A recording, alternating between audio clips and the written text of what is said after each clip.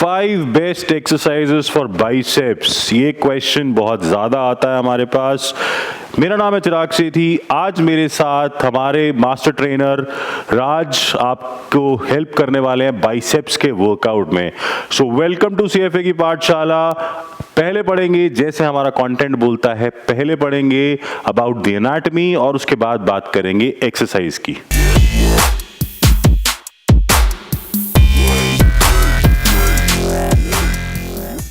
So now we'll start with the biceps brachii muscles। Bi का मतलब होता है दो, सेप्स का मतलब होता है टेंडन। टेंडन का मतलब वो पॉइंट या वो एक पोर्शन जो आपकी बोन को आपकी मसल बेली से जोड़ता है। तो दो टेंडन के होने की वजह से, लॉन्ग हेड और शॉर्ट हेड होने की वजह से इसका नाम दिया गया है बाइसेप्स। अगर आप इसकी पिक्चर कुछ देखेंगे तो कुछ इस तरह का आपका बाइसेप्स दिखता है। आपका जो मसल है वो बाइपिनेट फॉर्म में आता है, इसलिए अगर आप देखोगे तो यहाँ पर आपको ये दो बेलीज दिख रही है। जो लाइन बीच में आपको दिख रही है, बेसिकली दो ओरिजिन होने की वजह से जो बेलीज आ रही है वो एक जगह पर आकर मिलती हैं, इसीलिए इसे बोला जाता है बाइपिनेट। अब ओरिजिन और इंसर्शन बहुत इंपॉर्टेंट है, इसका बहुत समझने की जरूरत है। ये जो मसल है on a whole is a two joint muscle. Two joint muscle का मतलब होता है वो शोल्डर भी क्रॉस कर रही है, वो ग्लीनो ह्यूमरल जॉइंट भी क्रॉस कर रही है और आपका एल्बो जॉइंट भी क्रॉस कर रही है। स्टार्टिंग कहां से होती है? स्टार्टिंग होती है इस पॉइंट से, जिसे हम बोलते हैं सुप्राग्लिनोइड ट्यूबरकल। यहाँ पे ये बेसिकली पार्ट होता है आपके लेब्रम का। लेब्रम क्या होता है? बेसिकली आपका जो ग्लिनोइड फोसा है, जहां पर हेड ऑफ ह्यूमरस आके रेस्ट करता है, उसकी लेयरिंग को बड़ा करने के लिए ग्लिनोइड लेब्रम लगाया जाता है। उसके ऊपर ही हेड ऑफ ह्यूमरस आकर अटैच हो जाता है और उसके ऊपर आकर लग जाता है, और उसी से स्टार्ट होता है आपका ये लॉन्ग हेड ऑफ बाइसेप जो यहां से निकलता है। इस एरिया को बोलते हैं बाइसेपिटल ग्रूव। ग्रूव का मतलब होता है एक गड्ढा सा है जिसके अंदर से टेंडन निकल कर जाता है और ये क्रॉस करते हुए इस तरह से आके एक बेली बनाता है, जिसे हम बोलते हैं लॉन्ग हेड ऑफ बाइसेप्स का बेली।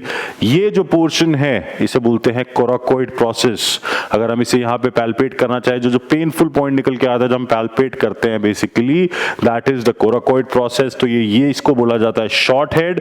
यहां से निकला लॉन्ग हेड, यहां से निकला शॉर्ट हेड, दोनों आके मर्ज करते हैं और यहां पर आपकी जो बेली है वो आ जाती है, मसल बेली, जिसे आप बोलते हो कि अरे मेरा बाइसेप्स तो राउंड हो गया, इसका तो पीक आ रहा है, इसमें लाइन आ रही है। वो सारी चीज जो है वो बेसिकली इस दोनों का एसोसिएशन होता है। क्या मैं इसे चेंज कर सकता हूं? मैं इसे चेंज नहीं कर सकता। ये जेनेटिकली प्रीडिटरमाइंड होता है कि किसका मसल का बेली का शेप किस तरह का होगा। कोई भी एक्सरसाइज ऐसी नहीं होती जिससे इसका बेली बढ़ सकता है या घट सकता है, या उसमें ये लाइन आएगी या लाइन नहीं आएगी। ये आप और मैं डिसाइड नहीं करते, ये वो आदमी डिसाइड करता है जिसने इस धरती को बनाया है। भगवान डिसाइड करते हैं या जेनेटिक्स डिसाइड करती है। एंड होता है जाकर यहां पर रेडियल ट्यूबरोसिटी पे, आपके रेडियस बोन पे आके एक उठा हुआ पार्ट होता है जिसे हम बोलते हैं रेडियस ट्यूबरोसिटी। उसके बाद यहां से कुछ फोरआर्म में एक एपोन्यूरोसिस के थ्रू जाती है। इसकी एंडिंग जो फोरआर्म में भी काम करती है। फंक्शन होता है इस मसल का एल्बो फ्लेक्शन और सुपिनेशन। सुपिनेशन में थोड़ी सी वीक रहती है, फ्लेक्शन में स्ट्रांग रहती है। शोल्डर में क्योंकि ये ग्लिनोह्यूमरल जॉइंट भी क्रॉस करती है तो शोल्डर में भी ये वीक फ्लेक्सर कहलाती है, ये वहां पर भी हल्की फ्लेक्शन करती है। तो ये कुछ फैक्ट्स थे about the biceps muscles. Now will pick up our best 5 exercises for the biceps muscles. जैसा कि आप सब जानते हैं कि जब भी हम बात करते हैं, हम डेटा के साथ बैक बात करते हैं, तो एस की एक स्टडी है जहां पर उन्होंने बाइसेप्स ब्रेकाई का एक्टिवेशन के बारे में बात की है अलॉन्ग विद एंटीरियर डेल्टोइड और ब्रैकियोरेडियलिस मसल। ये देखा गया कि क्या ऐसा तो नहीं हो रहा कि साथ में एंटीरियर डेल्टोइड भी काम कर रहा है या ब्रैकियोरेडियलिस मसल भी काम कर रही है। तो इस स्टडी में पाया गया कि कंसंट्रेशन कर्ल एक ऐसी एक्सरसाइज है जिसमें बाइसेप्स ब्रेकाई का सबसे ज़्यादा एक्टिवेशन होता है। जहां पर आप एक स्टूल या एक बेंच पर बैठते हैं, आप बैक को थोड़ा बेंड करते हैं, अपने जो एल्बो है उसको आप अपने इनर थाई में या डक्टर्स वाले एरिया में आकर रेस्ट करते हैं और आप कंसंट्रेशन कर्ल करते हैं ये वो एक्सरसाइज है जिसमें सबसे ज़्यादा एक्टिवेशन जो है वो देखा गया था बाइसेप्स ब्रेकाई का। इसमें ना तो एंटीरियर डेल्टॉइड का एक्टिवेशन आपको ज़्यादा देखने को मिलता है, ना ही इसमें ब्रेकियोरेडियालिस का एक्टिवेशन ज़्यादा देखने को मिला। अगली जो एक्सरसाइज आई बट जो सिग्निफिकेंटली उससे कम थी, that was cable curl.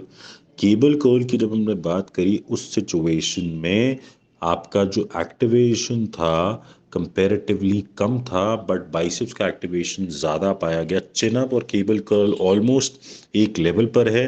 Cable curl में आप सीधा खड़े होते हैं, आप अपना जो बार है जो अटैच होता है पुली के थ्रू वेट के साथ उसको लिफ्ट करते हैं कंसंट्रेशन में, जहाँ पे आपका जो कॉन्सेंट्रिक फेज होता है उसको आप 1 से 2 सेकंड का रखते हैं और इसेंट्रिक फेज जो है उसको आप 3 से 4 सेकंड का रखते हैं। बात आता है बारबेल कर्ल, इजेड कर्ल और इंक्लाइन कर्ल। उसी ऑर्डर में सबसे कम जो एक्टिवेशन देखा गया था बाइसेप ब्रेकाई का, वो इंक्लाइन कर्ल पे देखा गया था। वहां पर कंपैरेटिवली अदर मसल्स का एक्टिवेशन जो था वो ज़्यादा पाया गया compare to the biceps curl. So anterior deltoid जो था वो बहुत ज़्यादा एक्टिव था जब हमने बात करी इंक्लाइन कर्ल की। ये ईएमजी स्टडीज़ होती हैं, ये देखते हैं कि कितना करंट उस मसल में प्रोड्यूस हुआ। इसका एक चार्ट हम एंड में लगा भी रहे हैं जिसको आप देख सकते हो कि किस मसल में कितना एक्टिवेशन जो है वो देखने को हमें मिला। So these were the 5 best exercises for activating your biceps brachii muscle. But does that mean कि मैं अपनी मसल की एनाटॉमी चेंज कर सकता हूँ? तो बिल्कुल नहीं। और इस तरह का और कंटेंट देखने के लिए do follow us, subscribe to our channel and share this with your friends.